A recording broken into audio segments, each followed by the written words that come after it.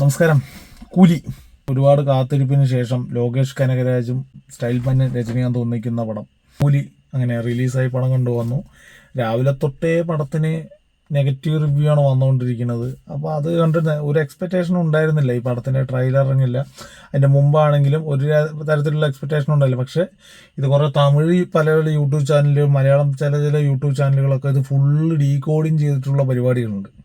ഇതിങ്ങനെയായിരിക്കും, LCUവിൽ പേടും, LCU പേടില്ല, അല്ലെങ്കിൽ ആ കണ്ടെയ്നർ കാണാൻ പോയി ചിലപ്പോൾ കണ്ടെയ്നർ ഉള്ളിൻ്റെ അടുത്താണുള്ളതെന്നൊക്കെ പറഞ്ഞാൽ കുറേ ഡീകോഡ് ചെയ്ത് ഇതിനൊരു LCU ആയിട്ട് കണക്ട് ചെയ്യാൻ നോക്കിയിട്ടുള്ള കുറേ പരിപാടികൾ യൂട്യൂബിലും കറക്റ്റ് കാര്യങ്ങളൊക്കെ ഇതിൽ ചെയ്തിട്ടുണ്ട്.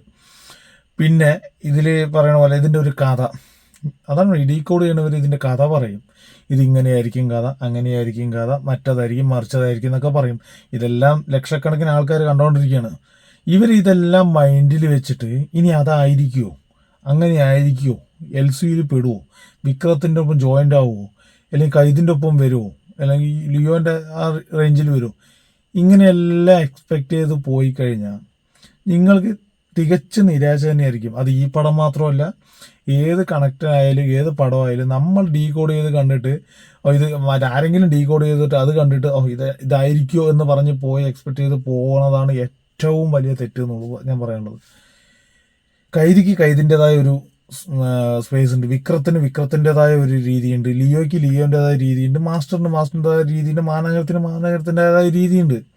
ആ രീതി വെച്ചിട്ട് നിങ്ങൾ ഈ കൂലി കാണാൻ പോവുകയാണെന്നുണ്ടെങ്കിൽ, ഒരു കൂലി രജനീകാന്തിൻ്റെ ഒരു പടം, ലോകേഷ് കനകരാജിൻ്റെ ഒരു പടം, ഒരു LCUവിൽ പെടാത്ത ഒരു പടം, അത് മര്യാദയ്ക്ക് ഒരു എക്സ്പെക്റ്റേഷനും ഇല്ലാതെ മര്യാദയ്ക്ക് നിങ്ങൾക്ക് കാണാൻ പറ്റുകയെന്നുണ്ടെങ്കിൽ സുഖമായിട്ട് ഈ 2.25 മണിക്കൂർ നിങ്ങൾക്ക് ആസ്വദിച്ച് പടം കണ്ടിട്ട് വരാം.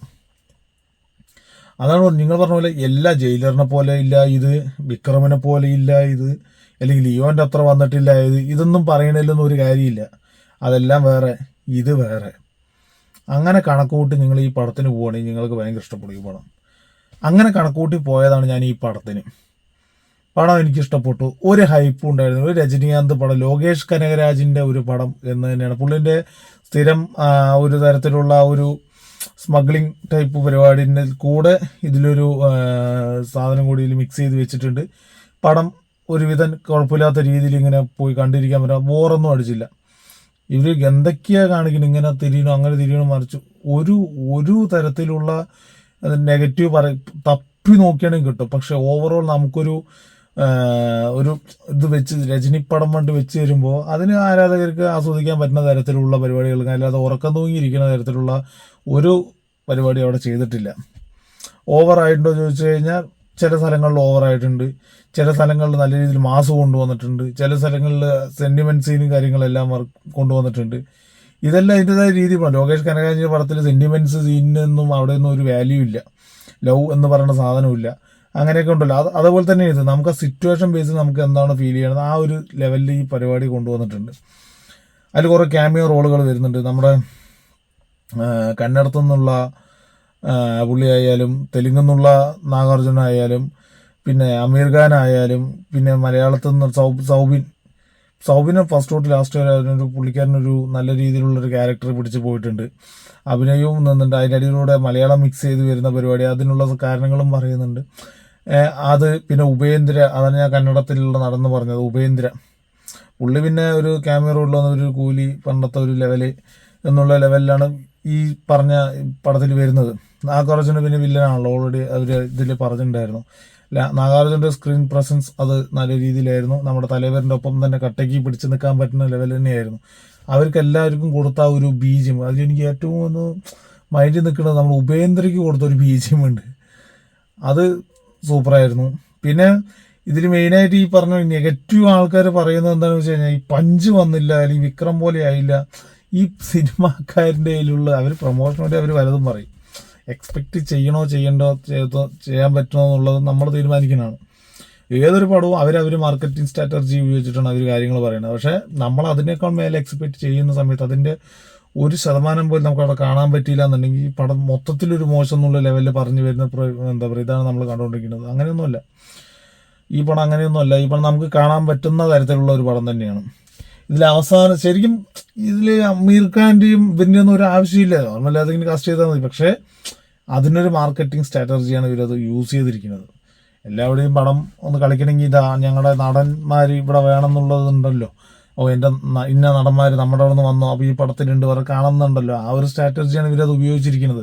അതിൽ വലിയൊരു കാര്യമൊന്നും വന്നില്ല. പിന്നെ മോണിക്ക പറഞ്ഞ സോങ് അത് എന്തിനാണെന്ന് പോലും മനസ്സിലായിട്ടില്ല. തിയേറ്ററിൽ ഒരു ഓളം ഉണ്ടാക്കാനായിരിക്കും. ആ ഒരു ഓളത്തിനനുസരിച്ചിട്ട് അവർ പറയുകയും ചെയ്തു, ലോകേഷ് കനകരാജ് ഒരു ഇൻ്റർവ്യൂവിൽ പറയുകയും ചെയ്തു സോങ്ങിൻ്റെ ഒരു ആവശ്യമില്ല, പക്ഷേ ഇതൊരു ബിസിനസ് പരമായിട്ട് പോകുന്ന സമയത്ത് പടത്തിനൊരു ഹൈപ്പ് എന്നുള്ള ലെവലിൽ ചെയ്തു പോയതാണെന്നുള്ളത് അത് പറഞ്ഞിട്ടുണ്ട്. അപ്പോൾ അതാണ് മോണിക്ക സോങ്ങിൻ്റെ ഒന്നും ആവശ്യമില്ല. പുള്ളിക്കാരിക്കൊന്നും വലിയ റോളൊന്നുമില്ല. ആ ഒരു പാട്ട് സീൻ മാത്രമേ ഉള്ളൂ. പൂജ ഹെഡ്ജൻ്റെ ആ ഒരു രീതിയിൽ പാട്ടേ ഉള്ളൂ. പിന്നെ ശ്രുതി ഹാസൻ അത് നല്ല രീതിയിൽ ചെയ്തു. പുള്ളിക്കാരി ഒരു ത്രൂ ഔട്ട് ക്യാരക്ടറായിരുന്നു. സത്യരാജും അതുപോലെ തന്നെയായിരുന്നു. പിന്നെ ഇതിൻ്റെ ഒരു ഫ്ലാഷ് ബാക്ക് കാര്യങ്ങളെല്ലാം അങ്ങനെ നല്ല രീതിയിൽ കഥ പറഞ്ഞു പോയി. ബോറടിക്കാത്ത ലെവലിൽ ഇങ്ങനെ കഥ പറഞ്ഞു പോയി.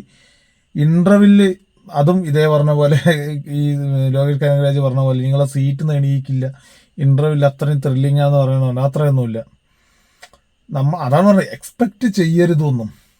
എക്സ്പെക്റ്റ് ചെയ്യാണ്ട് നിങ്ങൾ ഈ ഒരു പടത്തിന് പോയി കഴിഞ്ഞാൽ നിങ്ങൾക്ക് പടം ചിലപ്പോൾ നല്ല രീതിയിലുള്ള ഒരു 2.25 മണിക്കൂർ കണ്ടിരിക്കാൻ പറ്റിയ ദൃശ്യവിസ്മയം, അങ്ങനെയുള്ള എന്താ പറയുക, ദൃശ്യവിസ്മയം പോലും ഇല്ലെങ്കിൽ നമുക്കൊരു ദൃശ്യാവിഷ്കാരം നമുക്കത് നമ്മുടെ കൺമുന്നിൽ കാണാൻ പറ്റുന്ന തന്നെയാണ്. അല്ലാതെ ജയിലറെ പോലും ഇല്ല, മറ്റേ ലിയോയിൽ പോലും ഇല്ല, നമ്മുടെ വിക്രമിനെ പോലെ ഇല്ല എന്നൊക്കെ പറഞ്ഞു കഴിഞ്ഞാൽ അതിനൊന്നും പറയാനില്ല. ഏതുപോലെയും ഉണ്ടാവില്ല.